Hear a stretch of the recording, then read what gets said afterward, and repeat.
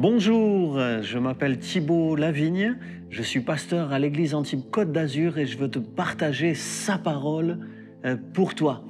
Aujourd'hui, j'aimerais traiter du thème de la honte dans la Bible, dès les premières pages de la Bible, alors que l'homme est pris dans le filet du péché, dans cette spirale du péché, de l'incrédulité, de la convoitise, de l'orgueil, de la désobéissance.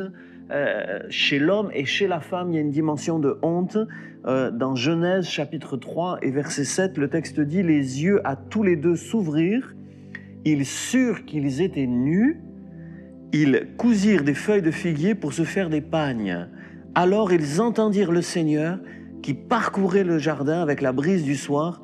L'homme et la femme allèrent se cacher. » Ils se sont cachés. Puis Dieu les a appelés et a dit à l'homme « Où es-tu » Et puis l'homme lui a dit « Je savais que j'étais nu, je me suis caché, j'ai eu peur. » Et on voit au travers de ce texte, de ce récit, qu'une des premières choses qui se produit dans la vie de l'homme lorsqu'il pêche, c'est la honte. La honte est liée au péché, la honte est liée à nos erreurs, la honte est liée à nos défauts, à nos imperfections, au fait qu'on n'est jamais totalement à la hauteur. Et la honte produit un réflexe qui est celui d'Adam et Ève ici, c'est de se cacher.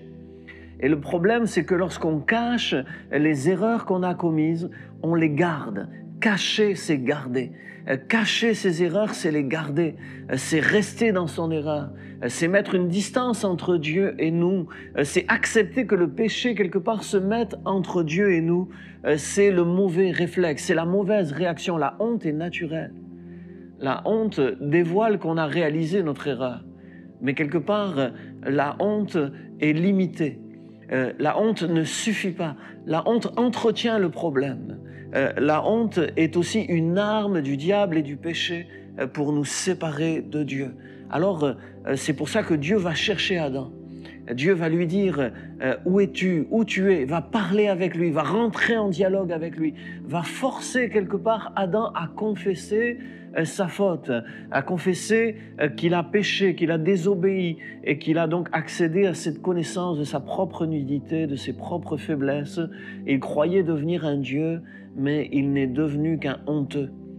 Et là, Dieu va le pousser à le confesser. Et c'est très délicat, très désagréable. On n'aime pas être confronté à nos erreurs, à nos défaillances. On n'aime pas les reconnaître. Et pourtant, c'est le chemin de Dieu. C'est la porte étroite, c'est le chemin resserré. C'est ce que Dieu demande des hommes. Confessez vos péchés afin d'être pardonnés et purifiés. Voilà ce que nous dit la parole de Dieu. Lorsque nous cachons, nous gardons. Mais lorsque nous confessons, nous effaçons. Où nous permettons à Dieu d'effacer nos fautes. Confesser ses péchés pour sortir de la honte. C'est un peu contre-intuitif parce que quand on sait qu'on a fauté, on veut cacher pour éviter la honte. Confesser, c'est s'exposer à la honte quelque part. C'est reconnaître sa faiblesse et pourtant c'est là. Quand on n'a plus honte d'avoir honte devant Dieu, quand on reconnaît devant Dieu nos erreurs, c'est là que nos péchés sont effacés. Il s'agit d'assumer. Et je pense que le relèvement complet de l'être humain qui a péché, qui a chuté, c'est d'abord de confesser à Dieu et ensuite d'assumer, c'est-à-dire d'accepter soi-même. Voilà l'erreur que j'ai commise. Je suis tombé très bas, voilà où je suis tombé.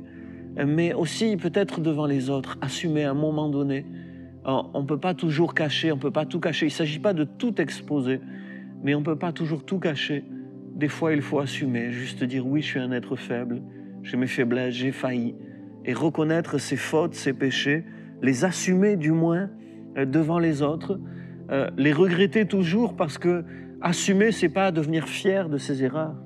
On n'est jamais fier de nos erreurs, on les regrette toujours. Mais assumer, c'est parce qu'on se sait pardonner de Dieu. Et alors, parce qu'on se sait pardonner de Dieu, on va pouvoir affronter la justice des hommes, le regard des autres, avec cette certitude, Dieu m'a purifié, Dieu m'a pardonné. Cacher, c'est garder. Confesser à Dieu, c'est effacer. Assumer, c'est se relever. Dans ce récit, ce qui est intéressant, et voilà, je ne veux pas être très long, mais Ce que je veux dire pour finir dans ce récit, vous pourrez voilà, laisser vos remarques, vos réactions, vos témoignages peut-être.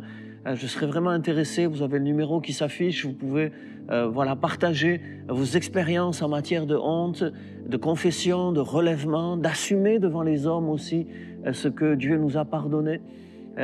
Mais peut-être pour finir, ce que je voulais dire, je pensais peut-être deux choses. Je pensais au livre de Saint-Augustin, les Confessions d'Augustin, où il raconte sa vie.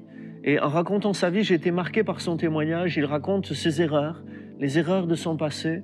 Cet homme qui a été appelé saint ensuite, parce que c'est un serviteur de Dieu, reconnaît beaucoup de ses erreurs de son passé, s'est converti assez tard. Et il dit qu'il peut les raconter, les exposer quelque part à la lecture des autres, parce qu'il sait qu'elles ont été effacées. Et quelquefois, on se montre ainsi vulnérable en reconnaissant nos fautes devant d'autres. Oui, je suis un pécheur, moi aussi j'ai commis des erreurs. Et ça permet aussi de toucher le cœur des gens. Il faut accepter d'aller au-delà de la honte pour être dans la vérité. Et puis la dernière chose que je voulais dire, c'est que dans ce récit de la Genèse surtout, Adam et Ève se sont cousus eux-mêmes des feuilles de figuier. On l'a lu au verset 7, mais un peu plus loin, au verset 21, le Seigneur Dieu fit à l'homme et à sa femme des habits de peau dont il se revêtit. Et finalement, on voit qu'il y a deux façons de couvrir sa honte. On peut couvrir sa honte par soi-même, ou on peut laisser Dieu recouvrir notre honte. On peut chercher à se justifier soi-même, mais c'est une erreur. C'est désagréable comme des feuilles de figue, c'est désagréable sur la peau. Mais on peut laisser Dieu couvrir notre honte. Les habits de peau étaient plus confortables, plus chauds aussi, et couvraient mieux la nudité, le corps humain. Et c'est ce que Dieu a fait dans ce récit, pour nous montrer qu'il ne sert à rien de chercher à nous couvrir nous-mêmes, mais il faut laisser Dieu nous recouvrir. L'expiation, le sacrifice de Jésus à la croix, c'est la façon dont Dieu veut recouvrir toutes nos fautes. Fermons nos yeux, prions. Seigneur, merci. Nous reconnaissons que nous avons péché et nous te remercions pour le sacrifice de Jésus qui couvre toutes nos fautes. Nous assumons maintenant nos erreurs et nous nous relevons en assumant et pas en nous cachant. Amen.